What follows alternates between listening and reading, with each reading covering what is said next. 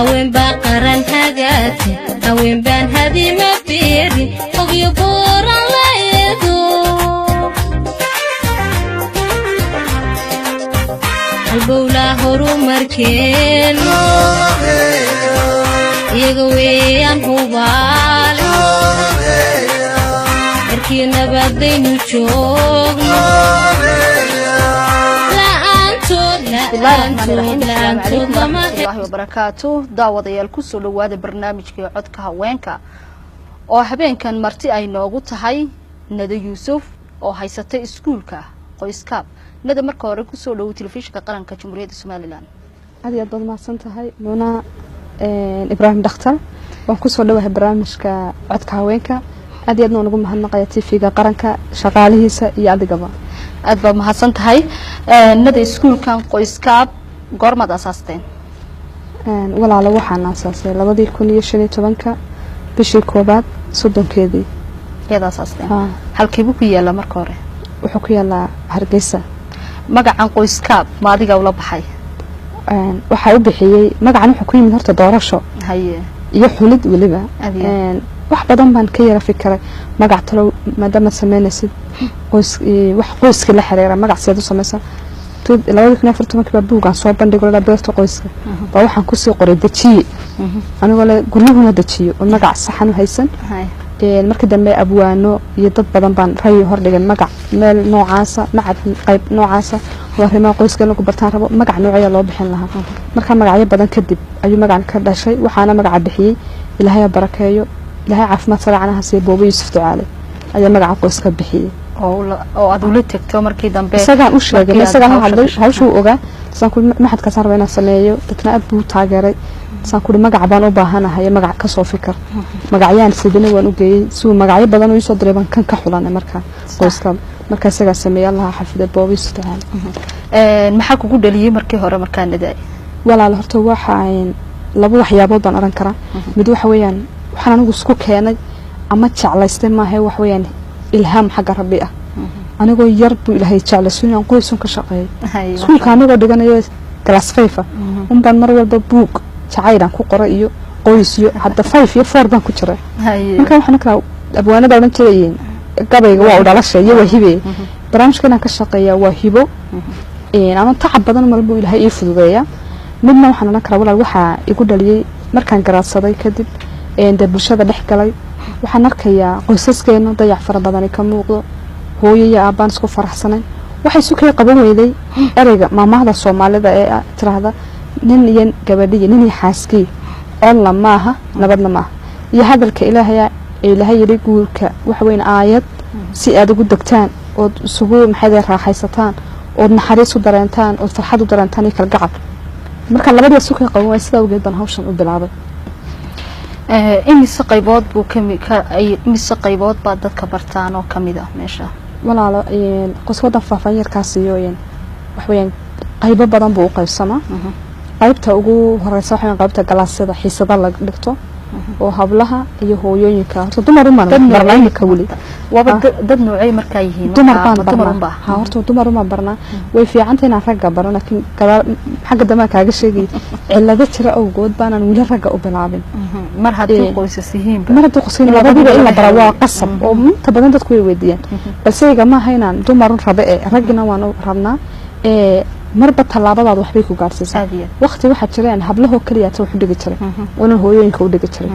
marana xataa hablaha waxba u dhigi jirin ba jirta oo hablaantan isku keeno macallimiin kale u dhigto alxamdulillah maanta ana hablihii u dhigo hooyooyinka u dhigo macallimiin kale way u heliyaan marka waxaan dhignaa hooyooyinkii hablihii gashaantimaha iyo wali guursana loo tababaro qaabka guri wanaagsan loo aasaaso hooyooyinka loo tababaro guryaha dhisan sidee waxay lahaayeen marka raggan waan soo wadaayay iyaga waxaan la intaad i weydiinaysaan ragow waxaanaga nala bari waayay isa soo xaadiriya insha Allah wadiga doonta su'aasha weydiiban lahayo needa waa inaad su'aasha la gaadaay laakiin wadiga soo horeysay baa hayo wad qaybta marka qayb waa taas waa qaybta xiisadaha iyo koorsada lagu dhigto qaybta labaad wax weeyaan khilaafaadka waxaan sameynaa counseling xaleerad ama tala bixinta sida maxay marka gurigu dareemo mushkilad qoysasku inta badan family-ga loola carara ama gabadhu asxaabteeda tataminka saxayso lama xalay guriga ama cudub baa ka bilaabanta inay labadan qof lamaanahan ciladu soo dhex gashay ay helaan cid dhexdhexaad ah oo la xalisa arintoodii si ilaahay dartii ah iyadoo wax jaaja laga qaadin sirtooda la faafinahay si amni ah in loola wadaago mushkiladii jirtay kadibna wixii aan xal loo arko iyadoo ilaahay la kaashanayo subxaanahu wa ta'aala in la xaliyo qaybta saddexaad wax weeyaan waxa jirtayna qaybta isqurxinta kale iyaduna way jirtaa waxa jirta qayb maxay helayeen inta karin in cuntadii lagu barto maxadkii iyadana arday dhigato iyo qaybo kale badan oo soo kordhinay iyagana xagga dambe ka sheegi doonaa ilaa cunto karintii baa ku jirta ma sha Allah wax isbedel markaa ma dareentay inuu ku keenay qoysaskii aad wax barayseen walaalaha alxamdulillah rabbil caalamiin ha isbedel aad u weyn buu keenay waxaan ugu mahad naqay Allah subhanahu wa ta'ala waxa hadda iyo qalin jabinaya insha Allah oo hadda kooraskii u dhamaaday hooyooyin 8 hooyo ma sha Allah waxa wanaagsan hadii inta telefoon soo galaan amaba halka ay maadana aad waraysan ama guryahoodii tagtaan waraysataan isbedel fara badan baa wala yimid ka waran gabadh ninkeeda soo baro qoyskii isbedel baan arkaynaa xaafadiyay bareeri markii gabadh noo timaadayga wax ku faraxsan gabadh ii timaado dhigata iska dahabla ma sheegay xaygu hooyinka oo aan saygeedu markuu ogado oran orotag sii baro ma jirto marka ay soo gashay ee ay baranaysay oo xoogay ku jirto ayuu ka dhex dareemaa isbedel kadibna inuu ku soo soco ku dhaahdo aadiyaad waxay imka kooraska hooyinka dhamaaday waxaan dhiga jiray 5 cisho sabti ilaa 4 khamiista jimcaha ma dhigan jirin hooyinba waxay sheegnayeen khamiista inay odayaashooda ku dhaadeen aswaajsad oo maanta waa sidoo qoyska ma tagisid mid qoyska tagay marka xaqiiqatan wallahi waxa kalsooni fara badan ee qoysaska hela in la dareemo macnaha aayada qoys xikmadda meesha taala la dareemo taas wala waxa weyn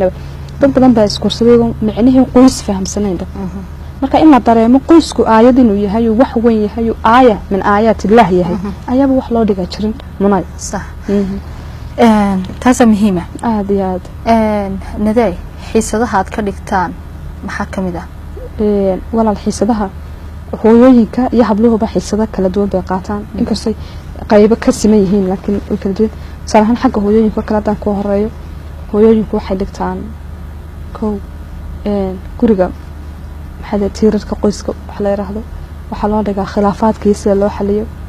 waxa loo dhigaa xiisad la yiraahdo horumarinta nafta inay hooyadu is horumariso gurigeeda dhex joogto banaanka u bixin inay noqon karto shakhsi qof adag oo de wanaagsan oo istran ah oo nafteeda iyo awlaadeeda iyo sawjkeedaba soo saari karta inay noqoto hooyo daciif ah aanay noqon waxa ku jirta qaybta caafimaadka first aid wax la yiraahdo gargaarka degdeg hadii hooyadan carruurta hayso ilmaheeda yara wax ku yimaadaan ama gurigeeda wax ka dhacaan sida si degdeg ah inay u xaliso waxa kale oo dhignaa lamsan tarbiyada awlaada carruurta si loo rabeeyaa awlaadba imanaysa si loo rabeeyaa waxaan dhignaa Allahumma salli ala Muhammad xiisada kale ah qurxinta decoration ka waxda qurxinta guriga nafteeda guriga si u qurxinaysa marka hooyooyinka weeyaan hablaha waxaan barnaa maxay hadayeen koow horta fahamka guurka inaantu markay banaanka joogto way qaan gaaraysaa kadib markay qaan gaadho wuxuu maskaxdeeda ku soo dhacay xiriir baa la sameeyay habli xafadooda baa xiriir sameeyay inaan baa la soo kadibna inaan baa la sheekaysato iyadoo guurkiiba in badan ka fahamsaneen beenka gudmo ku guursada aanba weylaba la isla tagaya marka intaas oo dhan la gelin inta guurka la fahamsiiyo maadaama booskii hooyadii inaan tumeesh ka baxay awal hore waxa lagu talagalay in intii hooyada iswareystaan oo hooyo maxaad markaad weynaato sidana jirta la siraahdo marka imika casrigan la gaariyo teknoolajiyadana dadkii wax baraysa oo inantii hooyada isma bahlalaya dadna inaan habli ugu horeen wax la baraa fahamkii nolosha guurka guurta maxaad ka fahamsantay waa maxay guur habla qarabka guur dawan la iskuursado maxaa guur laga fahmo waa dadni gabadh iskuursadaan bas imaka guur korta la fahmo qofkii ka fiirsato qofkii ujeedada urta u guursan soo habla qarabka xisadaha weydiinay su'aala ugu horeeyay weydiiyay weeyaan maxaad u guursanaysaa deena awlaad dhalo caruur oo yaa kugu awlaad dhalaysa markaad guursato damaana qaad guurka in awlaad la dhalo waa mid kamid ah sababaha loo guursado laakiin waa inaad u dhalaysid caruur looma guursado waa awlaad samada ka timaada ilaahay baa haya xukun ilaahay dad badan oo isqabo farxadkooda nool baan haysan qaar baba dhalay fitna ku noqdeen marka hadaf ma aha la yiraahdo waxaan u guursaynaa awlaad dhalo ma laakiin ahdaaf kale tiro ilaahay waa ka yiri guurka waxaan uga dhignaa saad isku degtaan marka ahdaafta waa weyn in horta la raadiyo marka taa loo dhigo fahamkii guurka waxaan baranaa wax la yiraahdo guurarka khaldan iyo kuwa saxan kuwa islaamka maxay ka hor imanaya kuwa islaamku jideeyay guurka saxda islaamka la baraa marka inta dhigtaan waxa la baraa xulashada gayaankooda sida u xulanaysa dabana guurkii bay fahamtay imika waxay garanaysaa guur wuxuu yahay macni bay fahamtay waxa iska lahayd wala guursan lahayd ilaa maanta la guursaday adigana goorma lagu guursan doona marka meel bixin kartid inanta la guursaday 10ka hablaha joogo dhan walba taadna goorma lagu guursan doona marka inay inta tii ka baxdo horta oo fahamtay guurkan inuu mas'uul yahay aayada marka inta barato waxa la baray hadaba inta guursan sawaay hablaha qaar ba 10 in la sheekaysto oo mid ay jeceshay iyo mid kale toona garan mid waxa uu la sheekaystaa prepaid-keeda mid waxa uu la sheekaystaa gaariga inuu ku qaabqaado mid waxa uu la sheekaystaa inuu yara maaweliyo ereyada macaan bay ka qaadataa midba ujeedo inay waxa soo daaqadaha ka baxaan oo ujeedo ay u sheekaysanaysaa jirto qofkan waxay ku dooranaysaa jirto marka waxa la baraa wadashada gayaankeeda ama xulashada lamaana waxana iyadana waxa lagu dooranayo si ay u noqoto gabadh wanaagsan oo lama baro ninka waxa ku soo dooro waxaan barnaa adigu waxa saan ninku kugu dooranaya sida ahaw qof sidaas wanaagsan noqo iyadana saas oo kale kadib waxa la baraa hadaba sidad xiriir u sameynaysan adiga ninkii kale aad is hesheen sidad wada xiriiraysan qaabab badan oo khaldan oo diintan oo kale inayeen baa sheekaysanayo qolsana kana sheekaysanayo markaas wax khaldan baa lagu hadlayaa markaas goobo khaldan baa la tagaya markaas waxaan nin gabar isqaba mala sameynay doonaan sameynaya waxaas oo dhan waa waxyaaba guurka hadii ka hor la sameeyo guuriyuhu aanay u barakoobayn kadibna sida saxda ee diinta islaamku banaysay ee xalaasha ah ee xiriirka guur ka hor loo sheekaysto ee guriga loo soo aasasa la baraa markay taa bartaan kadib waaba iskuursadeen beelantii ninkii waaba iskuursadeen qaabkee meherkeedu u dhacaya meherkeedu muxuu noqonayaa anagu ma xadidan laakiin meherka ugu wanaagsan inta ku baraaragto meherku inuu yahay waxa wanaagsan laakiin aanu hay wax had inaad weynayso iyo inaad yarsataan inaad aqliyan ku xisaabtanto inaad go'aanada naftaada adigu aad leedahay baa la baraa kadib waxa la baraa markuu habeenka meherkeedu dhacayo waxa la gudbo inta markaa inay Facebook soo daadisay iyadoo ninkii iyadoo isku dhagdhagan mariya dhagdhagtay qaawan سواء يدو إسلامك أو دعاء سنس أو ما أنت آيات إلهي بقى إيمان سين إلهي برتا إلهي يقول أستر ما أنت آيات هاي قمت كم دايتين إلهي يقول كأي بركة لترهذا كدب قولك بابا داعي بقى نن يقبل كلا أجنبي هذا قبل كهر بعد قبل كدب الحلال سكون قناي سيدا أقابل صح وهذا أنا برا صح سيدا هذا نقف كان يمد مقابل صح أنا وحنا كفكر أنا ما أنت اللي قصوا حلا قول هذا نشوف هبحي أنت سنة يلا هاي محو كودجايا هاي إسكا إلهي ممكن يكون أركن دارنا وغلبان دفاع يعني أنت waxay ku jirtaa warbuuni ku soo qaadayna difaac wala bada qof marka la rabeen la isku soo dhaweeyo marka waxa la baraa seeninkeedan u taqaa la kulmaysa sidee u soo dhaweynaysa sidee u la xiriiraysa kadib guriga waa inta la geeyay waa la hooyay waa laga dareeray hooyada fitaanadii ku soo raacisay gurigii shan toqolaha waa la goblay waa laga dareeray waxa kula gudbo noosh sidii yareeda rootinkii baa loo waday mise waxa khibrado aqoon oo sidataa jirta haddana waxa baran qaabkii marka gurigeeda u dhaqan lahayd qaabkii san lahayd hadduu khilaaf yimaado haddana hadhow si u xalan lahayd kadib inantiyo ma sha Allah dhisan oo dhismihii qoyskeeda ka hor soo dhisantay oo markii guriga timid dhisantay oo gurigeeda ku aasaastay aayada Ilaahay faman ussisa bunyanahu ala taqwa khayr am man ussisa bunyanahu ala shafa turfin har aayada xiftisan oo gurigeeda sharka ilaa sida naga tagta biidnaahi karim waxaan jecelahay markaa inay horto hablo badan ay insha Allah rahmaan ka faa'iideysan doonaan noona iman doonaan marka waxyaabaha san barna munay waxa ma sha Allah su'aal yar baan ka dhex weydiinayaa waxaan sida ka dhex gelin dumarku marka ay tobanka nin iyo waxa ay la sheekaystaan ma laga yaabaa dan inay ku kalifto ama qof ay isku haleynaysay ama qof ay isjeclaayeen oo dhibaato kaga iman karto kadibna ay nafsiyan ay istiraada la wada sheekayso waxa soo raga horta walaal aad barayseen waxyaabo ma idiga sheekayeen waxa xiisad waxa noogu keento aad horta xiisad waxa noogu jirta qofku marka inaan baranayso ama inanku marka inanta baranayo la sheekayso inuu ogaado ugu horeyn qofku xiriirka la sameeyo inuu qalbigiisu dhaawacan yahay isasaan qaadanaa salahan adigoo mana ina bal sheeksansa ina kaantidan xiriirka bilaabin inaadina ka ogato inuu qalbigiisu soo dhaawacmay inuu caadi yahay way kala duwantay marka qof qalbigiisu dhaawacan yahay ama jacayl ka burburay ama guri dhisnaa ka burburay xiriir kale uu sameeyo iyo marka qof iska caadiyo de maskaxdiisa aqligiisu iyo wadnihiisu furin laga sheeksanay labada waxa kala dhaxeeya kala duwanaansho kolka waxa waxa la oran karaa horta inanta maxay bay saas oo kale ku dhacdaa dhowrkan in la sheeksanaysa laba sababood ma ku keenay kara hadii qalbigeedu niyad jab ku dhacay ma keenay in 10 la sheekaysato waba ka cararta markaas kala ninka way aaminada kalanta marka xusuusinta qalbiga iska dumilad kii ilaahay ku qoraa ku yimaana iska joog iyo taas laakiin inanta maxay la sheekaysanaysa dhowrkan laba sabab ku keenay kow mid waa aqoon daro waxaan garanahay kay xulan lahayd marka wuxuu buu isaga dhaxdaateen kan wax ku fiican kan wax ku fiican waxaan kan hadda eerdo bilad kan wixii si weeda kan midba maxay ku haysaa faa'iidada uga dhex muuqata marka wixii baa iska dhex wadato marka waa open tan labaad aqoon darada kala saxta iyada naftarkeeda isku kalsooneen waxa weeyaan waxay silaadahay dad nimanka darasad bilad nin kula shaqsiga weedad kaliya soo hadha kaliya iska soo fadhiisa marka inta moobilkaagu marnaan lahaa cid Allah shad wala hablo cid la wada sheekaystaan adna hadal inta waan ku jirta si aan meesha boos ku baran oo isku hadal dina abla qarba insan bidii soo liido waan isla hadlayaa ma garat marka waxa soo waxa laga bixi karaa laba arimood kow inantu nafteeda marka la yidhi barata adigu horta yaa tahay hiblaaye hebel dabacada hadleeda dabacada asaas maxaad ku fiicantahay waxa maxaad ku fiicantahay okay qof nooca ku qalma ay barato qofka uu qalmo waa qofka tilmaamaha nooca laba ragcadood ha tukato marka ilaa wada weyn oo waxda aba yaqaana qofka dii doortanada yaqaana sukaya keen bas xiriir baa soo gala qof baa soo kooliyay ama qof baa la kulmay ama qof baa xiriir ka dalbay waxa sitaa qaacido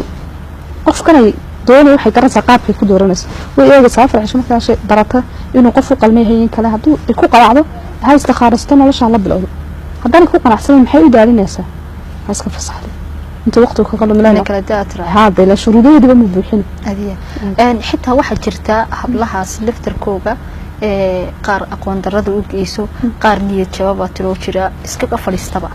hada waxa jira qaar haday doonaan intii niyad jabaan isiraahdo bal isku ilowsi ma jirta ragam badan waxa ku waan isla hadlayaa hadan adduun marka waxa la hadlaysaa isku ilowsi dooranada iyo waxaano midna niyad ma hayso laakiin iska hadlaysaa taasna waa aqoon daro وانا حساب تنتا هذا كانت كل سوى القرية كو وانا حساب سوى وقت من كسوق برتا وحنا كقرن هذا بيني كركو قارقة أنا لا سهل لي وليه من ما كقدرة إذا طبعا نسكو شيء كستر أنا لا هلا مركا تحسني فهم سنة مركا مر والبعد إن أنتوا إنما بدن لحرير ده إنما إن أنتوا هبلا بدو بركة أنا كنا بركة لكن سيستم ماتر مركو كان أتفهم وده تقف كلا بركة لكن إذا سوى كان شوga marka qaar laba qof ku yimaadaan kala dooro bas marka kala shaandayso qof baa kaaga soo baxay qofna ma soo baxay istikhara jirto ilaahay noo baneeyo ha istikharta ha fasaxdo waxa jirta saxaabiyad rasuulka sallallahu alayhi wasallam waxa rasuulka ilaahay labadaas saxaabi baa yimid labadaba guur bay garaba igala tali hebelna waa sida hebelna waa saasuul isagoo mooran kaana kaanada hebelna waa sidaas hebelna wuxuu waa gacanta waan deenin gacan adag midna wuxuu gacanta u shakama dhigo يعني ما نندد المبلغ ويجب تحشتي مركا وسط خارسيدا قوان كان مركا قفكم مركو ويناد وينو نولاشيسا قوانا كغاري كارا وين garanaysa qofka anfacayo qofka anfacay marka inta guddiga maanta hal energy ka bixlaayado quraan nidaamkeeda ku dhisata oo ducaaniyada ku dhisata oo hamiga ku jira awood ilaahay sidaaqa bashariyaha gudaheeda ku jirta awoodda ka faa'iideysato umada wuxuu qabato nafteeda wuxuu qabto waxbarata u dhaantay inta sheekadooda ku dawaqi lahayd hablaha laftirkooda qaar badan ma jiraan mustaqbalkoodii halka markii ay barteen wax iska bedelay oo markiiba yara eegay waxyaabihi aad u dhigtay ragii balku kala xushay qaabkii ma jiraan hablaha ma sha Allah aad wallahi aad waxa jira waxaan ku hayaa laba sheeko waxaan jirta inan baa ardayda ka habla badan weena mid baan kaaga soo ardayda ka mid ah hablaha dadna xiisadaas kale markaan dhigayna in rag la qaan la isku siideen la doorto qof un aad kaga qanaadid markaas ay tiri oo anu shan baan la sheekaystay la tiri shan sidaan kala oranaya sidaan u kala xuli karaa shan markaas antana wala fariista san sida ayay loo sayro qaacida marka u dajiyay way tagtay muddo kadib waxay shantii way tageen shantii ninba way tageen saan xadran ahaad inta wadiga bilaanin ka dhigay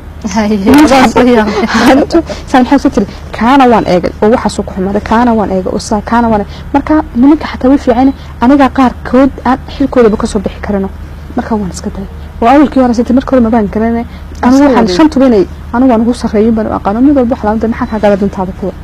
imka xaadir inaan baan la wada bay shantu hore way tagaan inaan baan imka aan qaacidadii ku eegay oo wax badan ku doortay marka inaan kala suuqay duceey in ilaahay ka suuqay barakeey oo qaacidooyinkii dhan ma heeray ha ku eegtay adigu niyadeeda 8% ku qanacsan marka wii jiraan habla badan oo lagu soo oo eegtay waa tribo gid weeg walo baahan yahay waxyaabaha soo dhan eega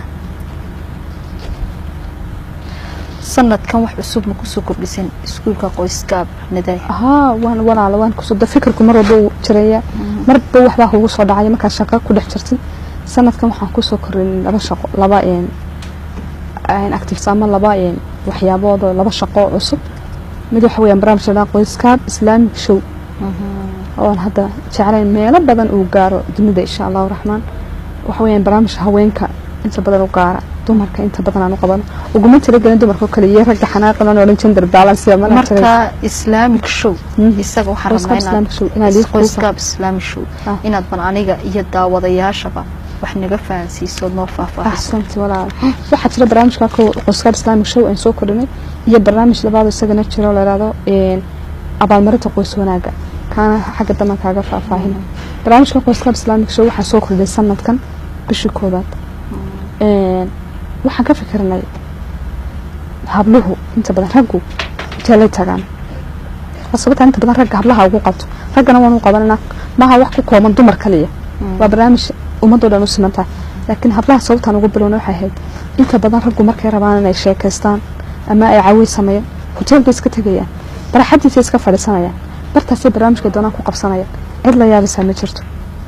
sidee dadku markaa halkaas ka fadhi karaan gabdhihii laakiin waxay u baahan tahay inanti markii maalin oo dhan guriga ku jirto meel ay ku soo yara nafisto bishii hal mar ama wiig hal maalin bay u baahan tahay markay shaqayso ama guriga joogto ama ay wax barato waxay u baahan tahay meesha ay ku yara nafisto ee islaamig ah iyadoo banaanka u bixin hoteelka bila tago marka 10 hablo hotel meel kursi wada fadhiistaan taaween ku soo banaan bixin baa la oranay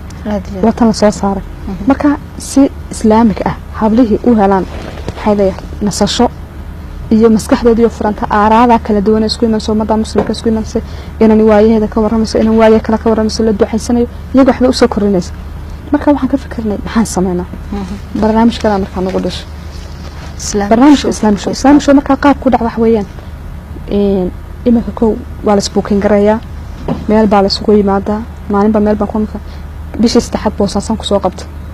halkan imika kiisa afraad saddexaad baan ku qabnay afarta bishii afraad anaga imkan ka wada bil kasta marka mar baan ka sameynaa bil kasta hal maalin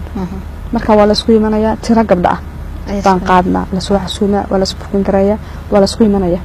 marka la isku imanaya halkee la isku imanaya marka qoyska baa la isku imadaa hay isku marka marba meel baa imika waan bedelo xarmeyn la balaariyo marba meel la isku imad magaalada koonayaasheeda maalinba meel la tago hay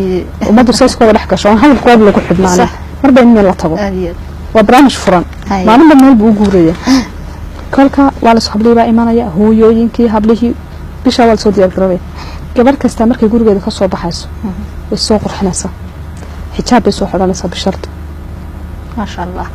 وشروط وقع وشروط صح قبل اسكا inanta iska macaasiyad hadii jirto inoo timaado markay lecture ka dhigaysto ma sha Allah ba imanaysa balse hadla waxaan ku ugu dhiirigelin markay isbuun garanay bilis soo qurxi xijaab ma soo xiro ma sha Allah صح way imaadaan marka meesha la sugu imanaya gabar ka xijaabkeeda wala laabata halkaas iska dhigata kamarada ma jirto wax ma bilo la isku sawiraya ma jiraan barnaamijkan malaa'ig Ilaahay ba sawirata Ilaahay baan u diranaa fariin صح marka barnaamijka Facebook la soo dhigayo mid TV laga dubo midnaba ma haweenkii halkaas ugu yimid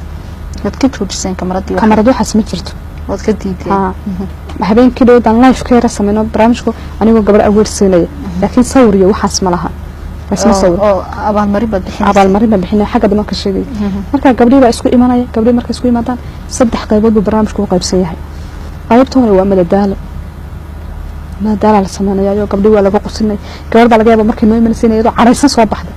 oo duuqsan caraysan soo baxayso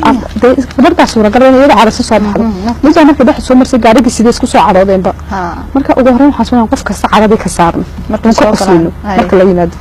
goobta la soo imanaya barnaamij madadaalo masraxiyad baa la soo bandhigaya waa la heesaya durbaankii baa la iska tumanaya waa la ciyaaraya gabdhihooda qurux badan وبشي بمر ها وقبل ما كانوا يروحوا كاميرا بقى لقى دوبه يا عيد بقى كاركسه تونا يا هبلايا كاركسه وامني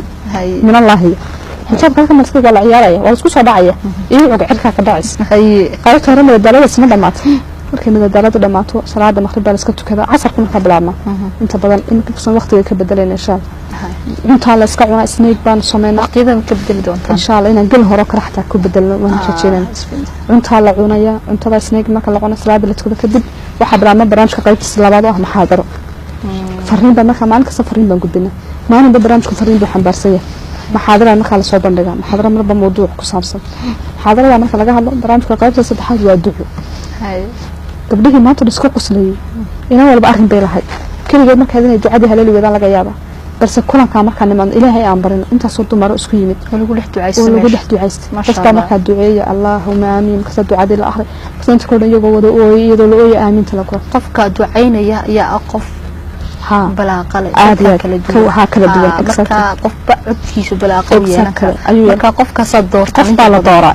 qofta ducada ku soo baxay kii marka dad duceeyo waxa jira hablaha qaar barnaamijkan marka qabla kii ka horeeyay ducadan darta ku duceysana waan helnaa ma sha Allah waan noo aqbala ducooyinka Ilaahay waa aqbala marka mujtamac dhan isku yimid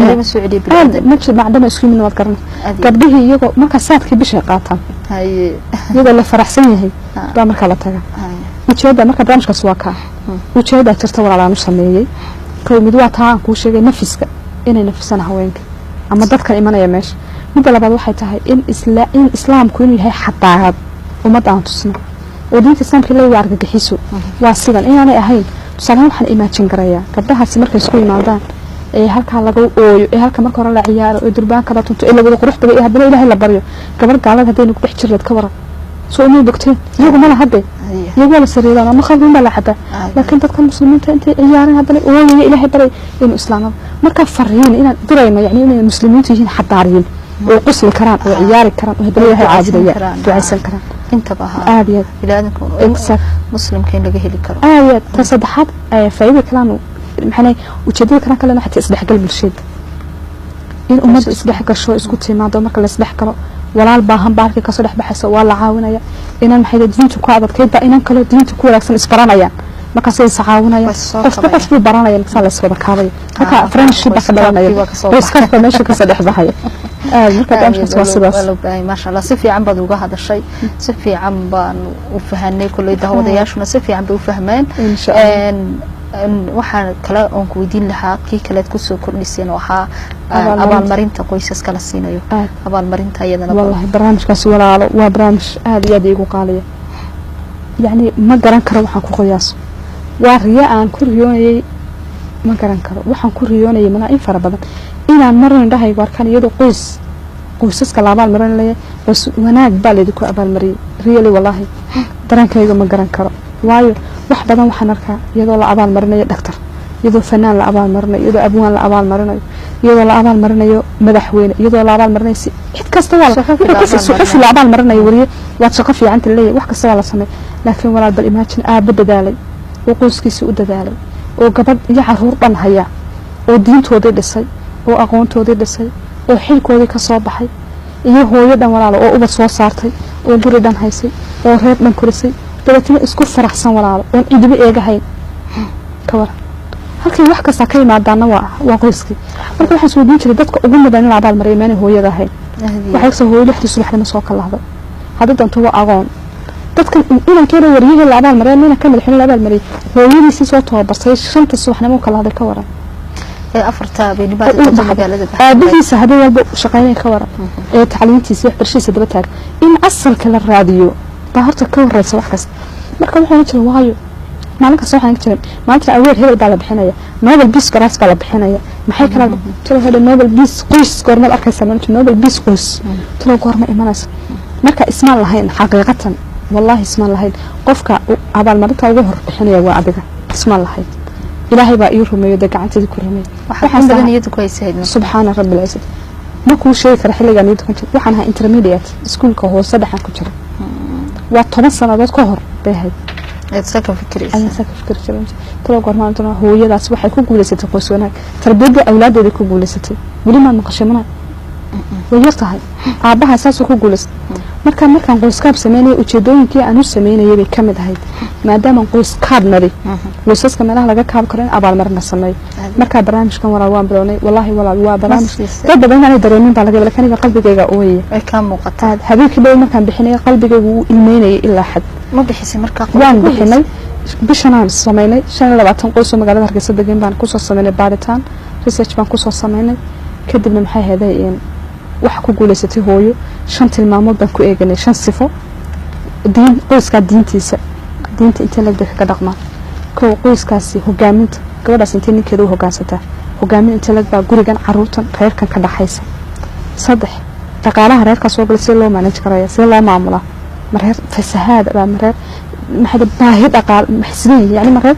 yani qanaacad ilaahay hayso ma yihiin sidii aan ahay nabi ibraahim sallallahu alayhi wasallam markuu tagay inankiisa ismaaciil gabadhiisa buu booqday reerka ka waran inta waan baahana waxa ma haysan caynkan wati balanbalka sheegat marka suu bedel kaabada guriga ku dhig markuu ninkaagu yimaado iyada bedel bay hay marka reerku mareer aan sida haynba isoo reeraha sidii gabadhii kale ibraahim markuu u yimid gabadhu sodon waa ismaaciil reerka ka waa gabadhii labaad reerka ka waran waa fiicanahay alxamdulillah dadana waxa ma haystaan alxamdulillah waan wanaagsanay mareer sidaasaba marka reer dhaqaalihiisa sida u maamulo weeyaan 3 4 waa reer xuquuq wa ilaahay isku siiyay labadooda inta la ka soo kala baxay aabaan xuquuqda qoyskiisa inta uu ka soo baxay hooyadan xuquuqda reerkeeda inta ka soo baxda qodobka shan waxa jacayl inta la gurigan yahay jacayl inta la isku qaban qodobka shan marka shanta qodob baan eegnay mid walba su'aalo hoosan uu ka weydiin qoysniis mu ogeyn habeenkii dhan markaan barnaamijka sameynay gabadhan iyo qoyska abaalmarinta siin wallahi sayga iyo soo jeeda midna kala mu ogeyn midna barnaamijka mu ogeyn midna abaalmarinta mu ku hayd way joogeen gurigiisan ku siin marka sabab maqnaa gabadha waa qada goorta mu yimid gabadha oo qaad ma sha Allah marka walaalo aad baan ugu faraxsan waxaan rajaynayaa guriga ugu tagteen barnaamijka gurigeedan ku dhex qaban iyadoo ogey yani si farxad u hesho iyadoo fahamsanayn barnaamijkan gurigeeda ku qaban way iska soo dhex fadhiisatay mid barnaamijka iska daawanaysa الله يا سالد كلمة بالغ سيدي يا باتك قريت لياب ما دام هلكي سوق تمد ولا سوودين سي halkan fadhiyado sidska xiran deelan kamarada iska ma qaadi jirin marka san life waa soo gala marka san wadiga life galay gabadhana waa gabadha marka soo istaajiso iyadoo sidka xiran soo ninkeedu kuma maayo ama iyada caroonayso waa inuu xijaab inaan maanta waxaan gabadh u soo xijaab saar kala xijaabsata maxaa laga xijaabay ana maana kelmad buu oranay waxa sidii mana gurigaagan la yimid baa kelmad maamus laga siinaya way soo istaajina abaalmarinta la siiyay yani amazing bay ku noqotay marka waxaan rajaynayaa anigoo fursadan uga faa'iideysanay TV-ga qaranka inay fariintaasi adduunka oo dhan gaadho waxaan fariinta faray dadka awoodada bixiya anoo awoodada ma bixiyo gabadha dhalinyarada baan ahay anuu dhaqaale ma haysto fikradu way igu dhalatay waxaan leeyahay dadka awoodada bixiya fariinta walaal bilis cid kasta iga gaarsiiy hal ogaado qoysaska cid ugu mudan in abaalmarin la siiyo waa qoysaska midda kale ma aan ku silmay shaqadan cid iska lahayd waxa weeye dawladda wasaaradda waxa jirta wasaaradda qoyska wasaaradda arrimaha qoyska wasaaradda waxa loo bedelay wasaaradda shaqada iyo arrimaha bulshada waxaan anagu fariin ugu diray dawladda in soo celiyo wasaaradda qoyska waan u baahanahay in wasaaraddaas qayb kamid ah loo magacaabo qaybta abaalmarinayaasha qoysaska in qoysaska la isku dibay wariye iyo dhaktar iyo madaxweyne wanaagsan iyo ummadooda wanaagsan helayna qoysaska in wax kasta laga soo bilaabo aad baa mahadsan tahay nadaay waxa su'aasha ugu dambeysay maxaad fari lahayd dadka ku daawanaya qoysaska u badan yihiin waliba maxaad fari lahayd haday dhalinyar yihiin hablaha aan guursan dumarka guursaday aabaha hooyada maxaad fari lahayd way qoysasku waa bulsho dhan aad iyo aad